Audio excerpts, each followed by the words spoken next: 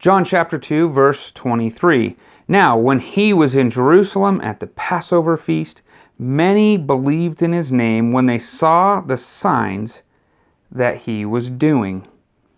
He here is Jesus. This is probably the same Passover feast he went to when he went to the temple and overturned the tables. And we find at the end of John that there were many signs that Jesus did that were not written in this book, but the ones that were written in the book were so that we would believe that Jesus is the Son of God, and believing in him we'd have life in his name. So obviously here there were signs being done. There was something miraculous and the people were seeing, and maybe some of those signs were just this guy went in and flipped over tables, and they saw that and they believed in his name, it says.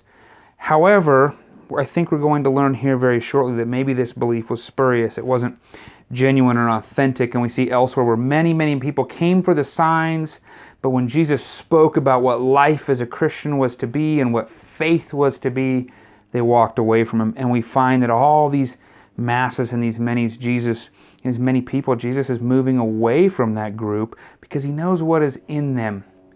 And so we read this and we go, wow, Jesus is becoming known and famous, but it should ask us to question, what is it that they were believing in?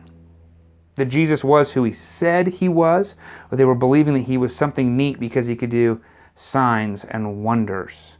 You know, I'm reminded that when Moses was doing signs for Pharaoh, Pharaoh's magicians were repeating many of the signs, not all of them, but they could repeat a good number of them, which then caused disbelief. So the belief was initially in the sign and not in the authority or the power or the word behind the sign, which I think is what we're going to see at this Passover in the next few verses.